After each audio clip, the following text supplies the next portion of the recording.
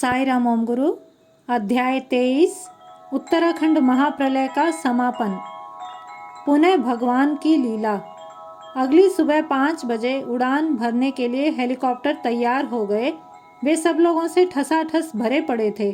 तभी एक अन्य कमांडर आया और बोला, हेलीकॉप्टर में 3 जनों के बैठने योग्य स्थान खाली है।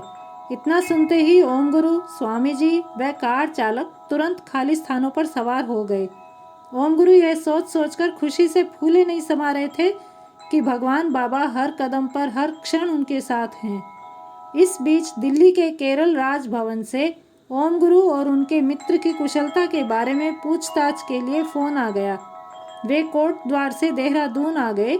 वहां से दिल्ली जाने के लिए एक सिख परिवार ने पीड़ितों के सेवार्थ हवाई जहाज़ की व्यवस्था की हुई थी, इसलिए देहरादून उतरकर उन्हें बिना प्रतीक्षा किए सेना के लोगों द्वारा हवाई जहाज़ में चढ़ाकर यात्रा से संबंधित आवश्यक वस्तुएं प्रदान कर दी गईं। दुर्भाग्यवश उड़ान रद्द हो गई।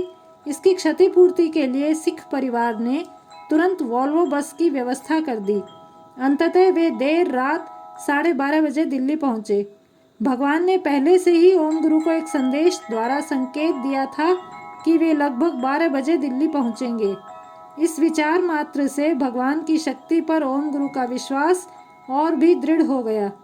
मानसिक शक्ति हो या शारीरिक, संभव तो केवल भगवान की कृपा से ही है। उस पर विश्वास अटल रहे, वही पर्याप्त है। भगवान का संकल्प कभी मिथ्या नहीं होता। हृदय से पुकारने पर भगवान अवश्य ही सहायतार्थ दौड़े चले आते हैं। इस बात का अप्रत्यक्ष प्रमाण तो हमें ओम गुरु के अनुभव से प्राप्त हो चुका है।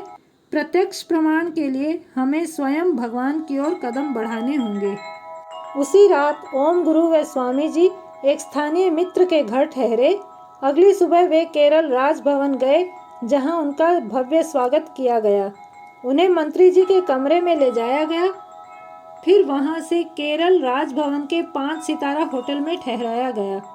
केंद्रीय सरकार के सचिव, IPS, IAS आदि अधिकारी उनसे मिलने आए। उन सब ने उनसे और 2 दिन अतिथि सेवा का अवसर मांगा।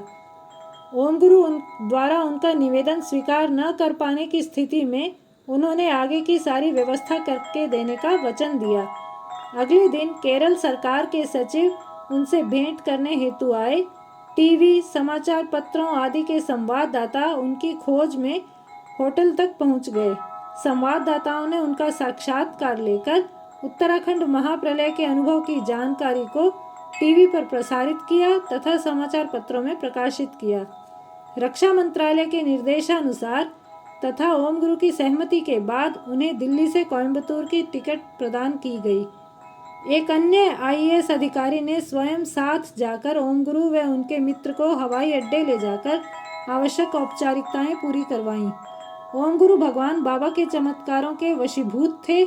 एक भी पैसा खर्च किए बिना इतनी बड़ी आपदा के बाद सुरक्षित घर लौटना, इतना मान सम्मान जैसे चमत्कार केवल स्वामी की अनुकंपा से ही संभव है।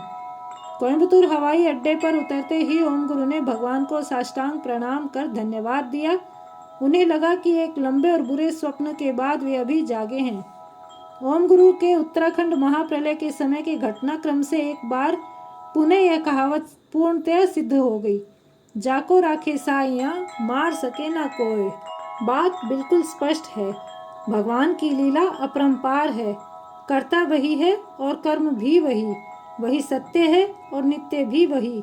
केदारनाथ जल प्रलय मानव जाति के लिए बहुत बड़ी सीख है कि प्रकृति, जो हमारी पालन करता माँ है, के साथ खिलवाड़ करने पर कोई बच नहीं सकता। माँ अपने बच्चों को सही राह दिखाने के लिए कभी कभी कठोर हो जाती है। हम सबको प्रकृति की सुरक्षा अर्थात स्व सुरक्षा के मंत्र को याद रखकर सद्गुणों के साथ जीवन जीने का प्रण करना चाहिए। जय साई राम, जय ओम गुरु।